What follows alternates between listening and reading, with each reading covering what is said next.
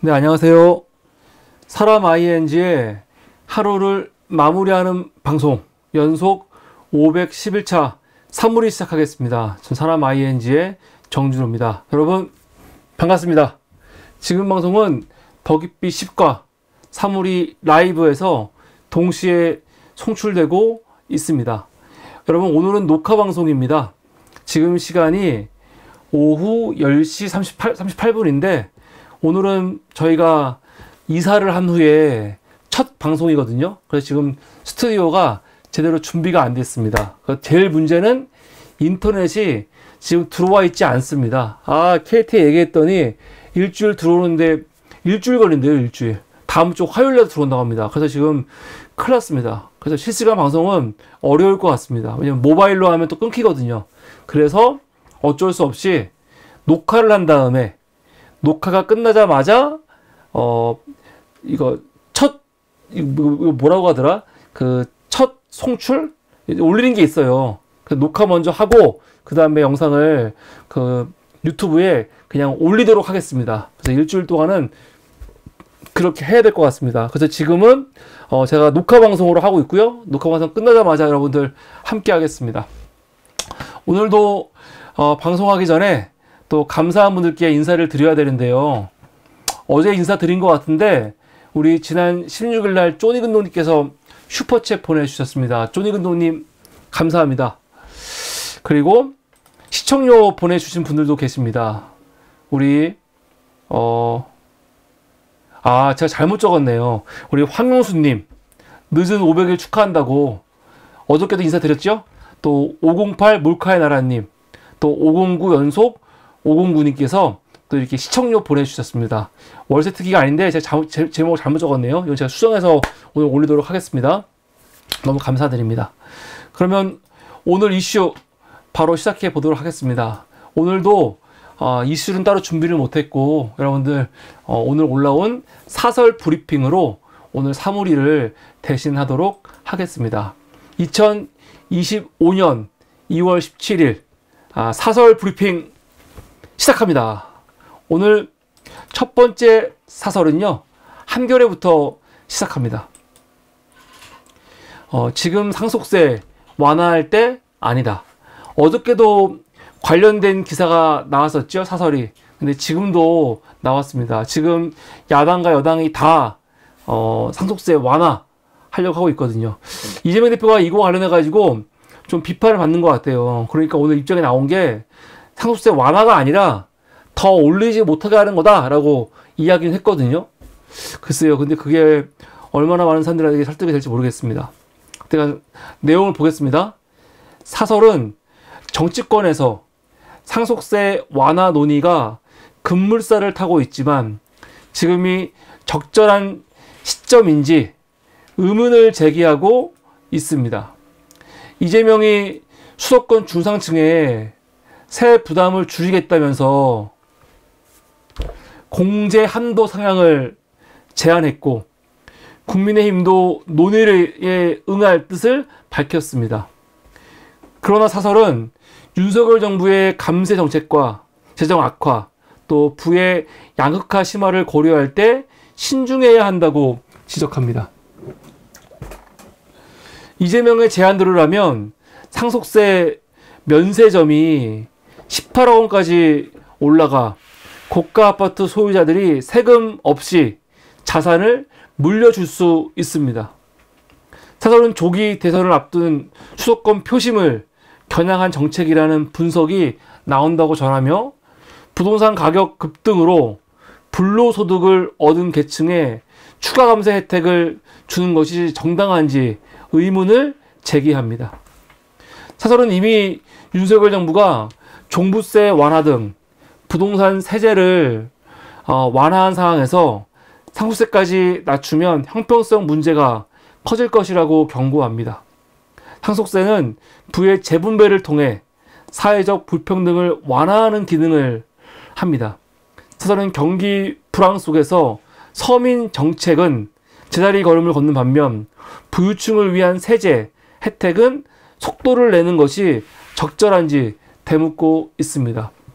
저는 상속세 완화에 대해서 적극적으로 반대하는 입장입니다. 왜냐하면 상속세는 여러분 노력해서 얻은 세금이 아니잖아요. 그냥 우리가 원칙적으로 따지더라도 자녀한테 주는 건데, 지금도 현재 자녀한테 혹은 배우자한테 줄 때 5억까지는 이 세금이 없거든요. 5억까지는. 그런데 상속세는 그냥 물려주는 거란 말이에요. 모든 사람들이 다 상속세를 받지 않아요.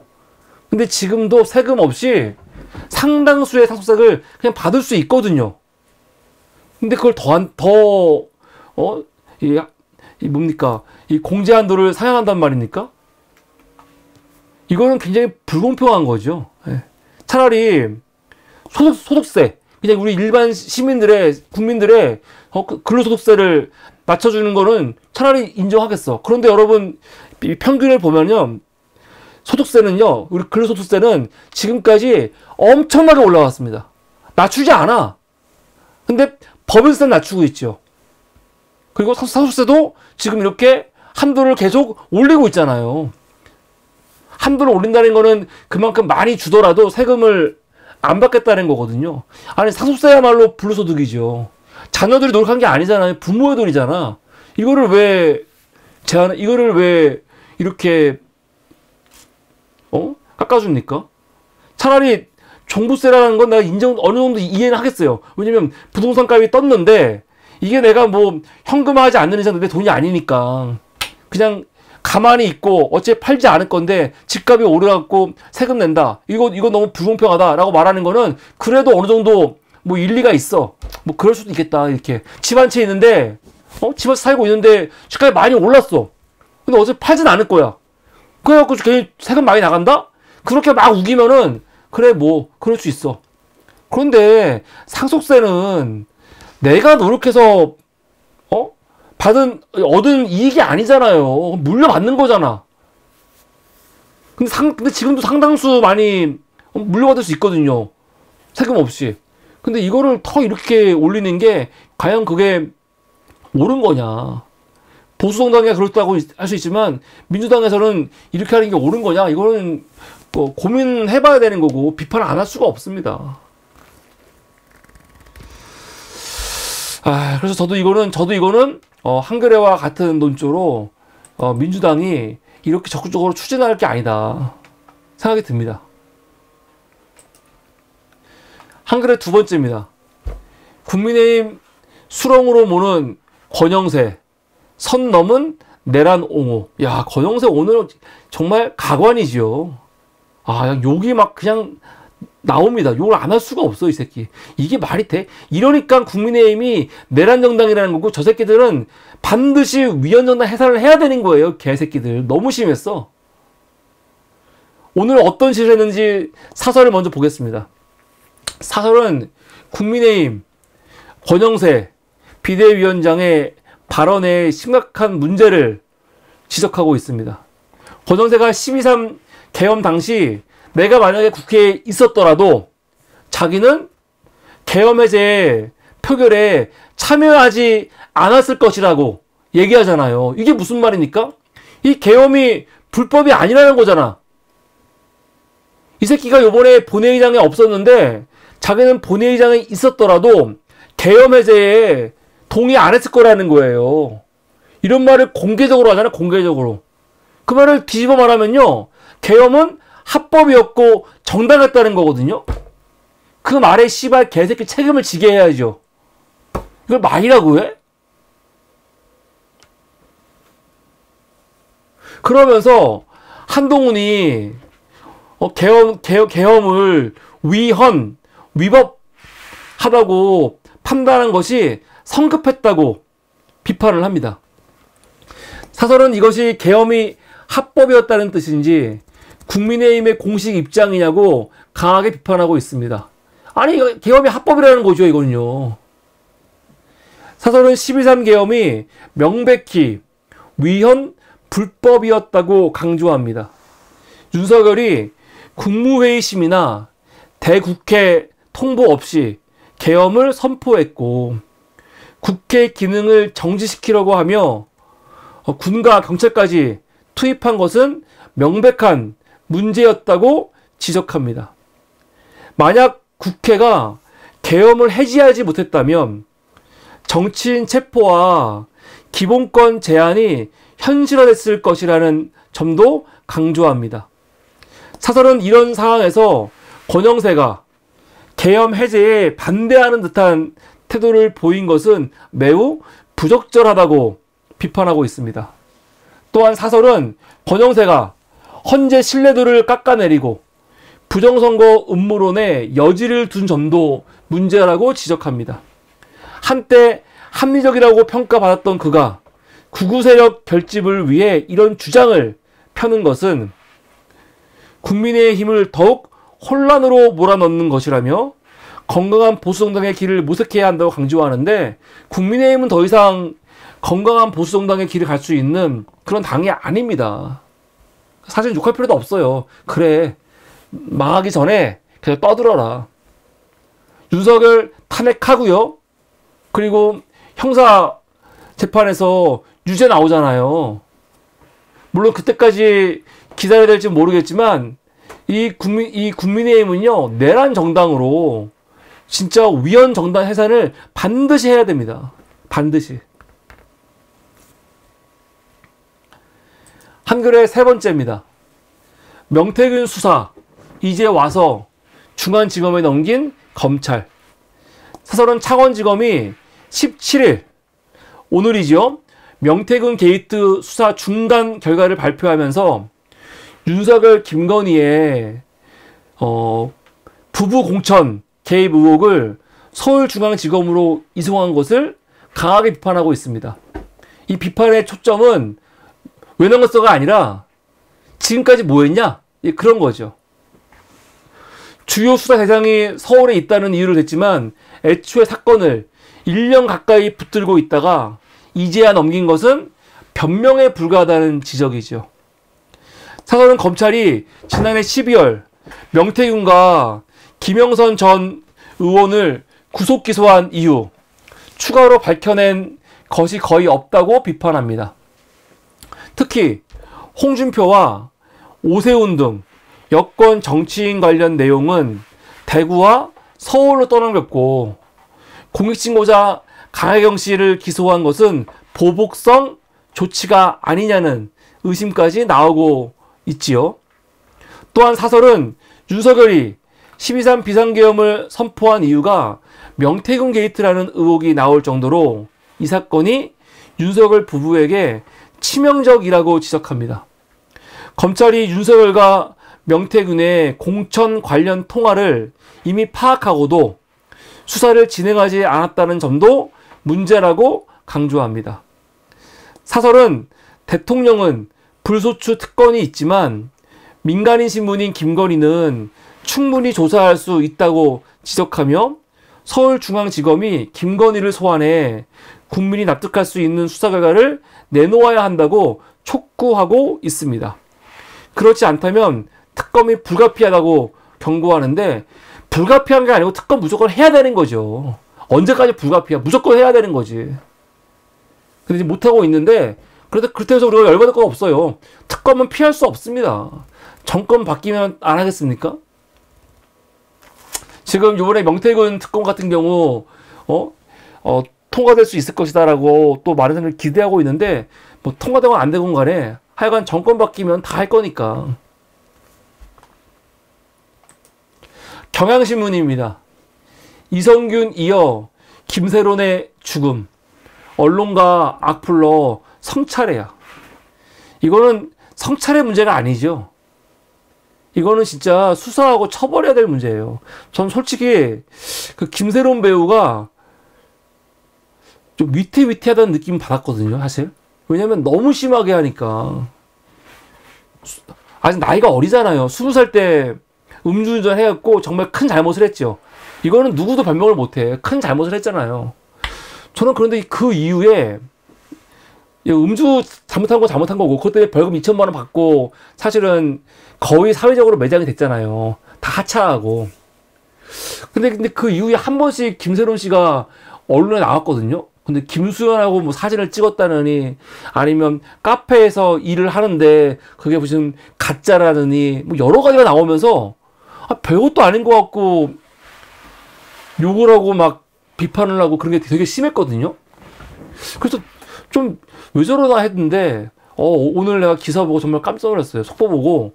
왜 모르겠어요. 굉장히 좀 제가 김세론 배우 잘 아는 것도 아니고 사실 그렇게 뭐 관심 있는 배우는 아니었지만 근데 이 사건이 굉장히 좀 충격적입니다. 아, 우리 사회가 달라진 게 아무것도 없구나. 근데 전 몰랐었는데 이번에 관심 가지고 보니까 김세론 배우를 엄청 괴롭힌 새끼들이 많이 있더라고요. 아니 그 아나운서 일기예보 날씨예보 하시는 아나운서 관련해 가지고도 그 기사가 얼마 전에 있었던 거냐. 얼마 전에.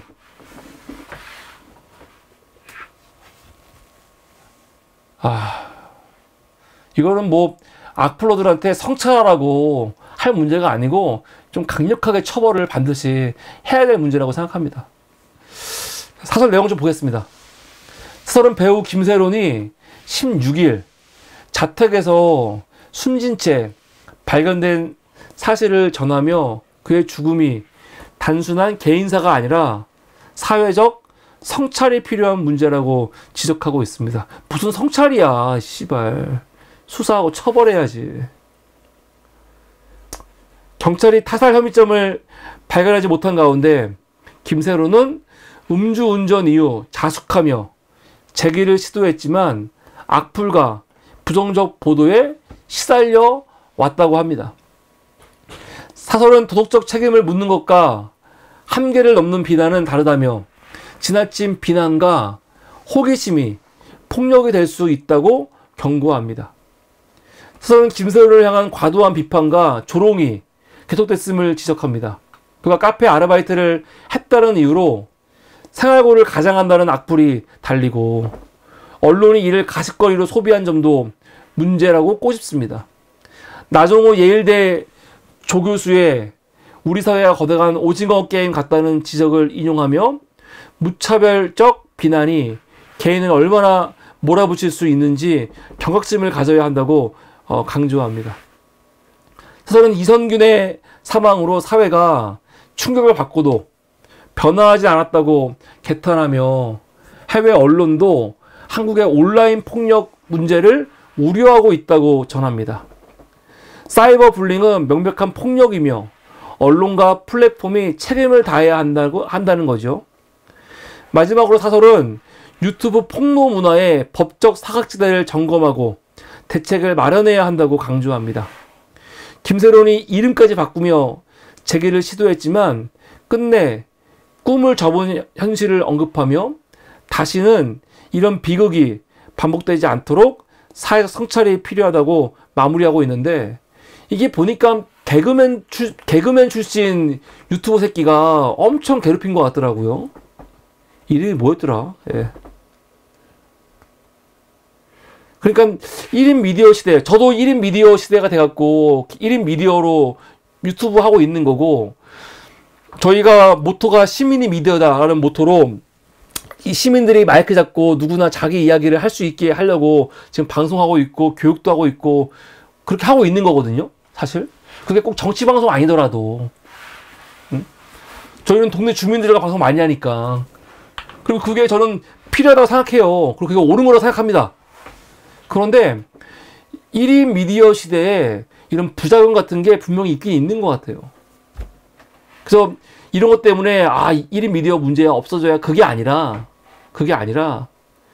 뭐 부작용이 있다고 어떤 거든지 부작용은 있으니까 그럼 부작용이 이렇게 있을 때 그거에 대한 대처할 수 있는 방안이 나와야 될 것 같은데 악플러 문제는 뭐 어제 오늘의 일이 아니잖아요. 이건 가짜뉴스라든가 이런 거 다 포함된 거거든요. 좀 강력하게 처벌을 해야 돼요. 진짜로 강력하게.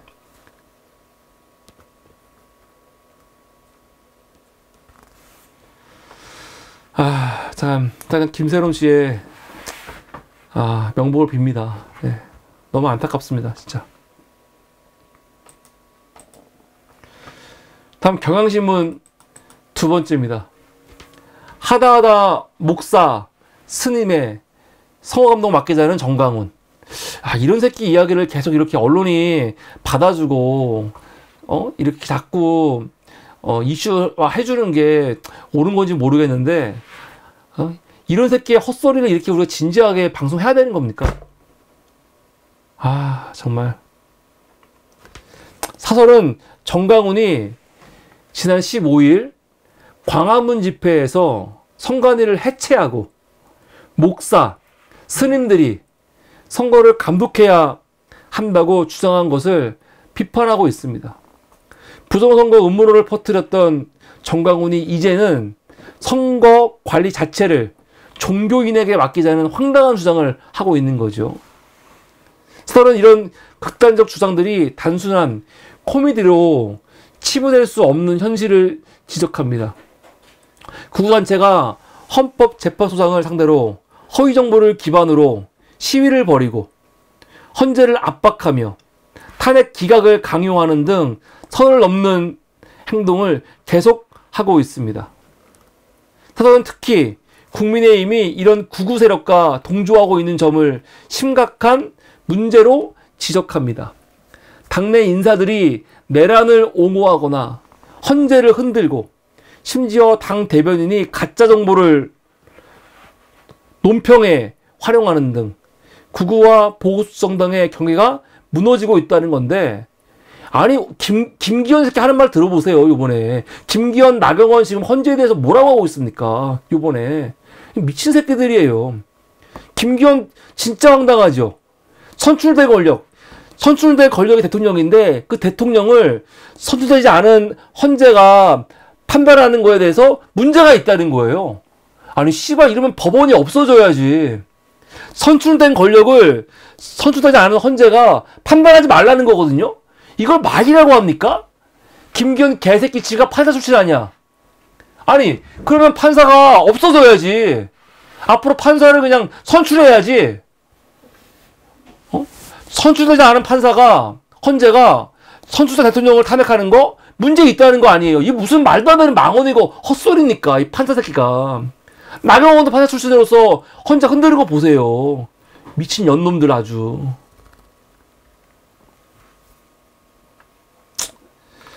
사설은 국민의힘이 지지층 결집을 위해 구구 세력을 활용하고 있다고 생각할지 모르지만 오히려 구구에 잠식당하는 상황이라고 경고합니다.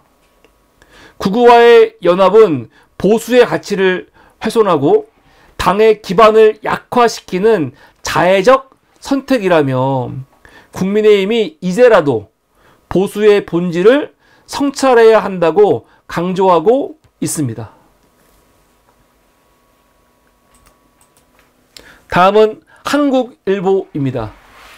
비핵화와 북비핵화 재확인, 한미 외교회담, 최고위 소통도 서둘러. 사설은 15일 독일 미넨에서 열린 한미 외교장관 회담에서 북한 비핵화를 목표로 한 대북정책 공조를 재확인한 점을 긍정적으로 평가하고 있습니다. 트럼프 취임 이후 한미 간 첫 고위급 소통이 이루어진 것이지만 향후 더욱 정교한 대응책과 소통 채널의 격상이 필요하다고 강조합니다. 사설은 트럼프가 북한을 핵 보유국이라고 칭하며 비핵화 의지가 약해진 것 아니냐는 의구심이 나왔고, 김정은과의 정상회담 가능성을 시사하며 한국 패싱 우려까지 커졌다고 지적합니다. 이번 회담을 통해 일정 부분 불안을 해소했지만 긴장은 늦출 수 없다는 것입니다. 특히 트럼프식 외교가 톱다운 방식으로 진행되는 만큼 각국이 정상 외교를 강화하는 가운데 우리나라가 이에 뒤처지고 있다고 우려합니다.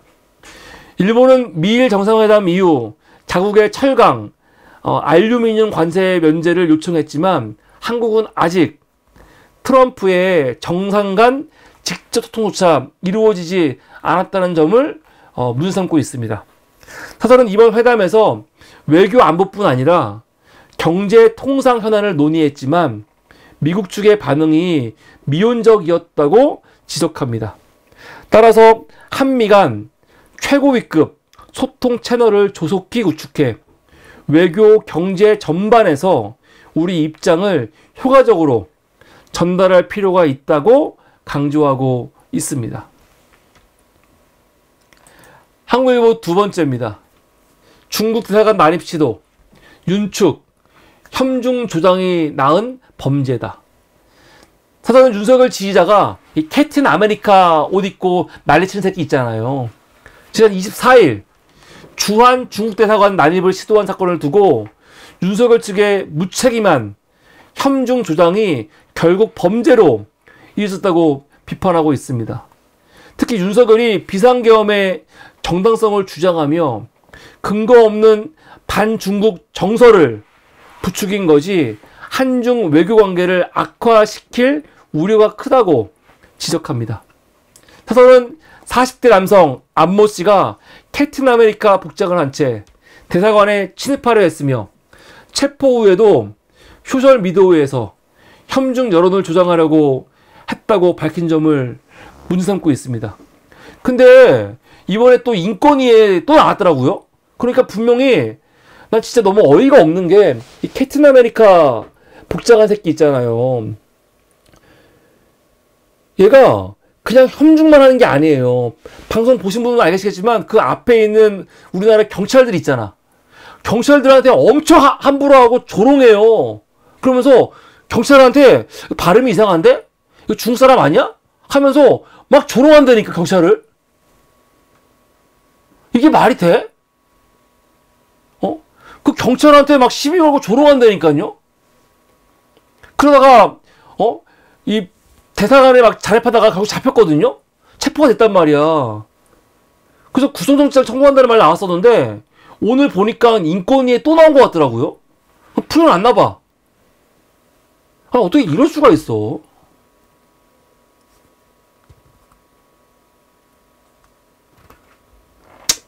최근 윤석열 지지층의 혐중 시위 수위가 높아지고 있으며 탄핵 반대 집회에서 중국의 관객을 밀치는 사건까지 벌어진 점도 지적합니다. 이거 보통 문제가 아닙니다, 진짜. 아니, 이러면 중국에서 한국인에 대해서 이런 일이 또 벌어지지 않겠습니까? 중국의 구구들이 중국에서 한국인 상대로 또 이렇게 위협하지 않겠어요? 이 새끼들은 보수가 아니에요. 사설은 이러한 행동의 배후에 윤석열이 있다고 강조합니다. 윤석열이 개헌 발동 근거로 중국발 안보 위협을 거론한 데 이어 헌법재판소 심리 과정에서도 근거 없는 중국 간첩설을 주장하며 반중 정서를 조장했다고 비판합니다. 중국 대사관이 이에 대해 우려를 표명했지만 윤석열 측은 외교 문제를 고려하지 않고 있다는 거죠.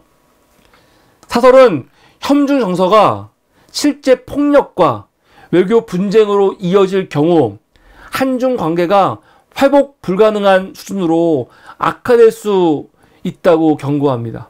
또한 안 씨가 경찰 조사 후 정의의 승리라며 선동글을 올린 점을 지적하며 이런 외교 자해 행위에 대해선 결코 선처가 있어서는 안 된다고 강조하는데 정말 이 캡틴 아메리카부터 시작해서 무슨 이정격투기 했다는 애 있잖아요.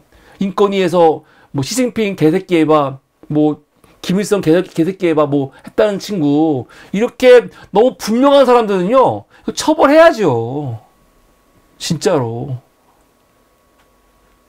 정말 제기할 수 없을 만큼 강력하게 처벌을 해야 돼요. 도대체 법이 뭐 하고 있는 건지 모르겠어.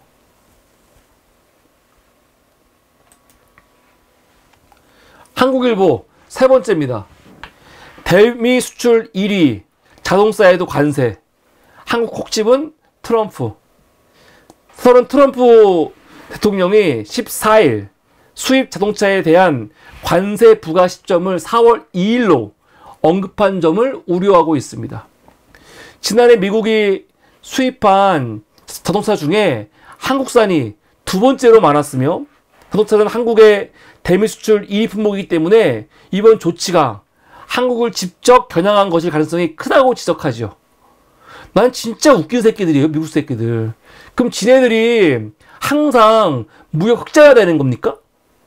지금 트럼프 논리는 뭐냐면 모든 나라들이 미국과의 무역 관계에서 무역 적자여야지 된다는 거야. 자기들은 적자하면 안 된다는 거죠. 이런 개새끼들이 다 있습니까? 정말 이 양키 새끼들. 정말 나쁜 놈들이에요. 아니 미국이 자유무역의 전도사 아니었습니까? 그럼 자기들은 다른 나라들 EU건 중국이건 아니면 한국이건 아시아건 어떤 나라건 간에 외교를 맺어도 무역을 해도 항상 자기들은 무역 흑자, 너희는 항상 무역 적자 하라는 거 아닙니까? 자기 상대로 무역 흑자 맺은 나라들한테 지금 보복하겠다는 거거든요. 이런 양아치 새끼들이 어딨어요 진짜. 이래서 지금 전 세계적으로 사실은 이 70년대와 80년대와 다른 또 다른 형태의 반미 운동이 일어날지도 몰라요. 한번 일어나야 될 것 같아 진짜. 정말 나쁜 새끼들이에요. 어떻게 이럴 수가 있습니까? 트럼프는 15일 관세뿐 아니라 부가가치세까지 문제 삼고 있죠. 한국처럼 부가세를 운영하는 국가에도 상호 관세를 부과할 수 있음을 시사했습니다. 서른 미국과 FTA를 체결한 한국도 관세 면제의 안전지대가 아니며 트럼프가 동맹국을 가리지 않고 강경한 무역 정책을 펼치고 있다고 분석합니다. 사설은 특히 캐나다, 멕시코 사례를 들어 트럼프가 원하는 것을 파악해 적극적으로 협상에 나서야 한다고 강조합니다. 트럼프가 자동차 관세 시행 시점을 4월로 못 박은 만큼 시간이 부족한 상황에서 한국이 미국의 최대 신규 투자국이라는 점을 내세워 설득해야 한다고 주장합니다. 우리가 엄청나게 투자하고 있으니까 지금 사실 윤석열 때 엄청 미국에 대해서 퍼주고 투자한 점 이거 강조해야죠. 근데 문제는 트럼프가 그거 신경 쓸까요? 야 그거는 바이든 때 한 거 아니야. 그건 그거인 거고 트럼프 시대 때 새로운 거 내놔. 아마 그럴 것 같아요. 사설은 국가 리더십의 공백이 크지만 이를 이유로 대응을 늦출 수 없다며 미국산 에너지 수입 확대와 조선업 협력 같은 현실적인 협상 카드도 검토해야 한다고 강조합니다. 다양한 외교 및 협상 채널을 가동해 지금 할 수 있는 일부터 즉각 실행해야 한다고 촉구하는데 이 정부는 그냥 아무것도 안 하는 게 나아요. 난 지금 막 최상목이가 트럼프하고 통화하려고 개지랄 떨고 그러면 안 돼요. 너희들은 아무것도 하지 마라. 그냥 이게 나 차라리 이게 나아요. 두 달 후에 새로운 정부 들어온 다음에 정부가 하는 게 낫습니다. 지금 이 최상목 체제에서는 아무것도 하지 말고 그리고 지금은 대행세기 때문에 못한다라고 본인들도 아무것도 시도하면 안 되고 시도가 와도 아무것도 서로 합의하고 사인하면 안 되죠. 아무것도 안 하는 게 도와주는 거예요. 지금은 차라리. 동아일보입니다. 절대 안 돼. 30-40%대인 유력 주자들. 양극화 해소 없인 미래 암울. 사설은 14일 발표된 한국갤럽 여론조사 결과를 분석하면서 정치 양극화가 대선 주자 지지도에도 극명하게 드러난다고 지금 이야기하고 있습니다. 주요 대선 주자 7명 모두 지지 의향 없다와 절대 지지하지 않는다는 응답이 50%를 넘었으며 특히 절대 지지하지 않는다는 비율이 30-40%대에 달해 적대적 정치 문화가 국민 정서에 깊숙이 자리 잡았음을 보여준다고 하는데 사실 이런 논평은요 굉장히 식상해요. 왜? 아니 이러지 않은 적이 없어요. 이러지 않은 적이 없어요. 지난 대선에서는 안 그랬습니까? 그 지난 문재인 대통령 당선된 대선에서는 안 그랬어요? 그 전에는 또 안 그랬고요. 항상 이랬어. 항상 이래왔어요. 지금 뭐 특별하게 유별나게 너무 할 필요도 없어. 항상 이래왔어. 지나치게 오버할 필요는 없다는 거죠. 이재명이 적극 지지 26%로 가장 높은 지지를 받았지만 동시에 절대 지지하지 않는다가 41%로 두 번째로 높았다고 합니다. 여권 주자인 오세훈과 김문수도 절대 지지하지 않는다가 각각 30%, 33% 높아 유력 주자들이 강한 거부감을 동반하고 있는 현실을 반영하고 있다고 하는데, 이러지 않은 적이 없습니다. 항상 당연한 거예요. 이쪽 지정에서 가장 좋아하는 사람을 저쪽에서는 제일 싫어해요. 항상 그래. 항상.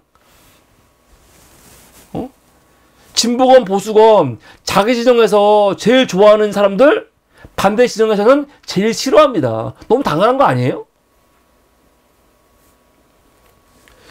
사설은 이런 현상이 대선이 비호감 선거로 흐를 가능성이 높다고 경고합니다. 너무 뻔한 논평. 유권자들이 더 나은 후보를 선택하는 것이 아니라 상대 진영 후보는 절대 안 된다는 정서로 투표할 수밖에 없는 구조가 형성되고 있다고 하는데, 이러지 않은 적이 언제 있습니까? 항상 이랬어. 오버하지 마. 그럼에도 여야는 상대 진영에 대한 증오를 부추기며 강성 지지층을 결집하는 데만 집중하고 있는 점에 대해서 지적을 합니다. 서는 이런 양극화가 해소되지 않는다면 누가 대통령이 되든 국가의 미래는 암울할 것이라고 경고하며 정치권이 극단적 대립에서 벗어나야 한다고 강조하는데, 저는 이거와 관련해 가지고 반드시 필요한 게 뭐냐면 결선 투표제죠. 우리나라 대통령은요 50% 넘는 사람이 없잖아요. 50% 넘는 사람이. 그런데 권위를 인정받으려면 최소한 50%는 넘어야지. 50%도 안 되는 사람이 대통령 하니까 이게 말이 됩니까? 그래서 반드시 결선 투표제를 만들어 가지고 대통령은 50% 넘는 사람이 되게 해야 돼요. 반드시. 근데 이번 대선 때는 그게 거의 불가능할 것 같고, 정권 바뀐다면은 반드시 헌법 개정에서 결선 투표제, 대선에 있어갖고 결선 투표제를 반드시 해야 된다. 그래서 대통령은 최소한 50% 넘게 받아야지요. 그래 권위가 쓰지 사실. 동아일보입니다. 두 번째, 허위정보 확성기 된 기본적인 팩트체크도 안 나. 사설은 국민의힘이 문영배 헌재 소장 권한 대행에 관한 허위 정보를 논평에 반영했다가 뒤늦게 수정하고 사과한 점을 강하게 비판하고 있습니다. 그런데 이 새끼들이 사과한 거 맞습니까? 사과도 안 했어요. 사실 여기 미친 새끼들. 사과를 누구한테 합니까? 문영배 소장한테 상대로 이렇게 말도 안 되는 가짜뉴스 했으면 문영배 소장한테 먼저 사과를 해야죠. 근데 문영배 소장한테 사과 안 했어요. 대변인이. 누구한테 했어요? 만약 이게 문제가 있다면 이거는 우리가 국민들한테 사과해야 될 부분인 것 같습니다라고 이 개소리를 했어요. 이 씨발놈들. 이 새끼들 사과도 안 했어요. 이 씨발 개새끼들. 정말 양아치 새끼들이에요. 양아치 새끼들. 조작된 사진을 검증 없이 인용한 것은 공당으로서 기본적인 사실 확인조차 하지 않은 무책임한 행태라고 지적합니다. 사설은 구구 온라인 커뮤니티와 유튜브에서 시작된 음모론이 여당 논평으로 확산되는 구조를 이런 문제를 지적합니다. 헌재와 서울 서부지법 난입을 모의한 이들이 퍼뜨린 허위 주장이 국민의힘을 통해 공식화되는 흐름이 반복되고 있다는 거죠. 또한 국민의힘이 이재명의 외신 간담회를 중국 정보기관의 비밀 회동으로 왜곡한 사례, 또 경찰 폭행 사건 관련 허위 정보를 인용한 사례를 들어 여당이 지속적으로 허위 정보 확산에 기여하고 있다고 비판합니다.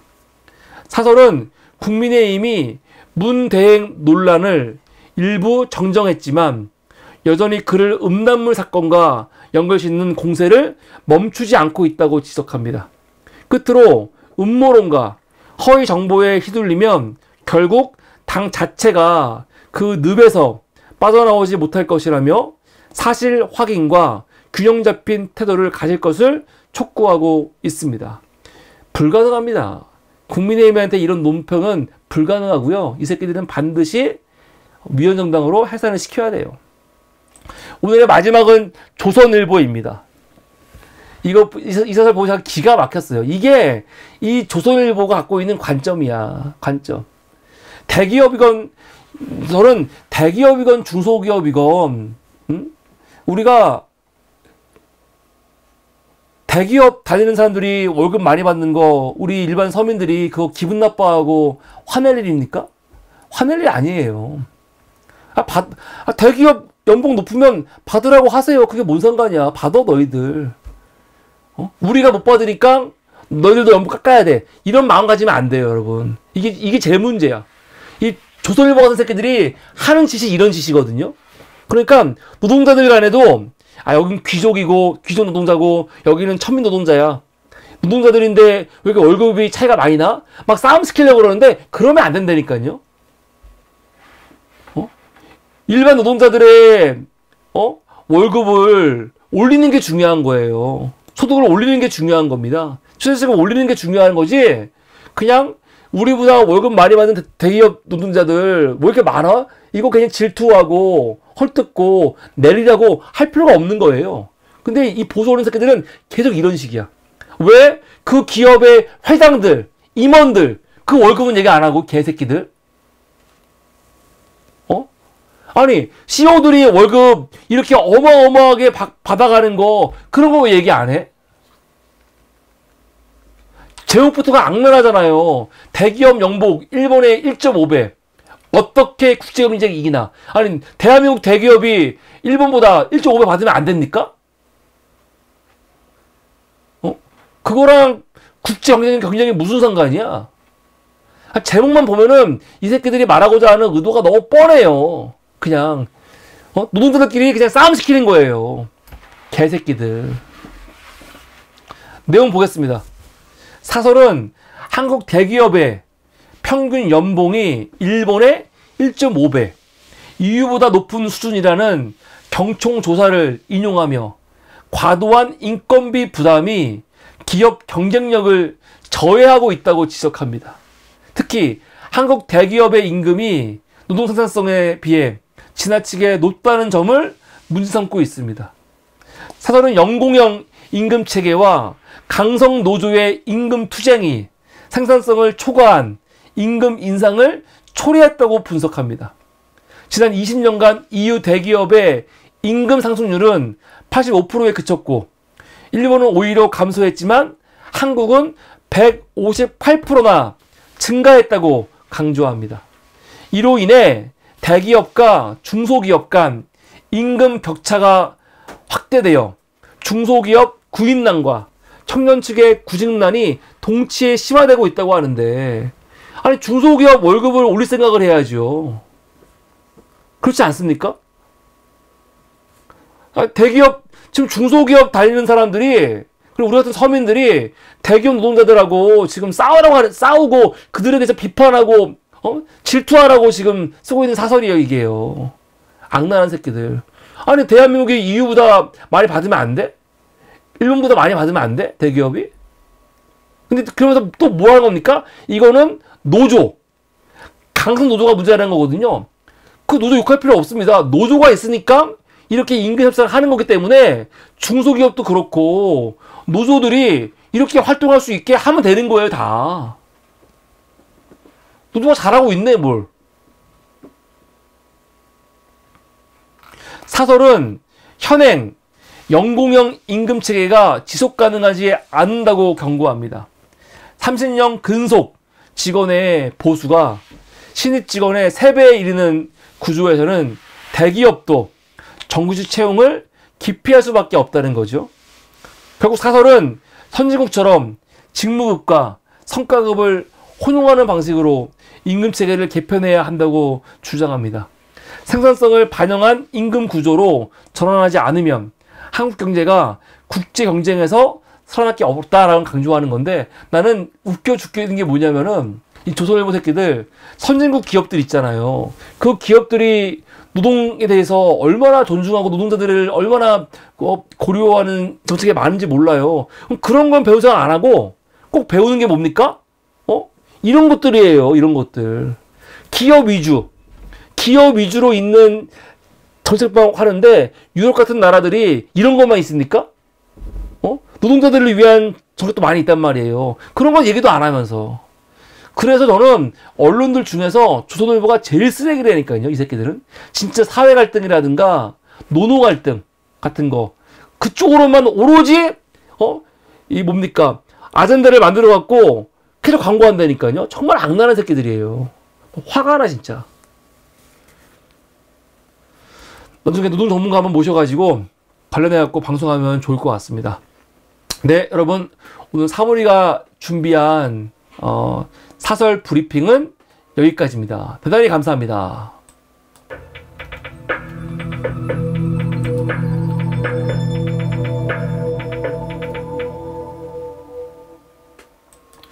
네, 감사합니다.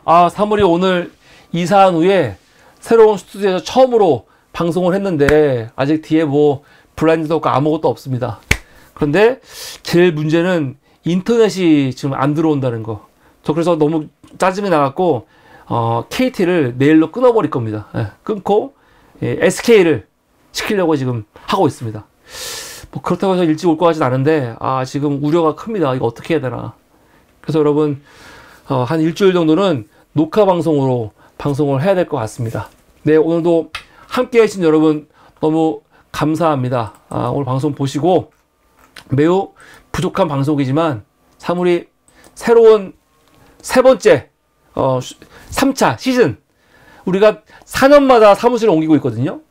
처음 4년 시즌 1 지난 사무실에서 4년 시즌 2 오늘부터 사무리 시즌 3입니다. 3 또 힘내라고 하시는 분들은 좋아요와 구독과 함께 여러분 시청료와 월세 특기로 함께 해주시면 사무리가 큰 힘이 날 것 같습니다. 여러분 감사합니다. 안녕히 주무시고요. 우리는 내일 또 새로운 이슈로 함께 하겠습니다. 지금 11시 25분인데 이 방송을 간단하게 편집해서 12시에 방송 나가는 걸로 신속하게 올리도록 하겠습니다. 여러분 감사합니다. 안녕히 계세요.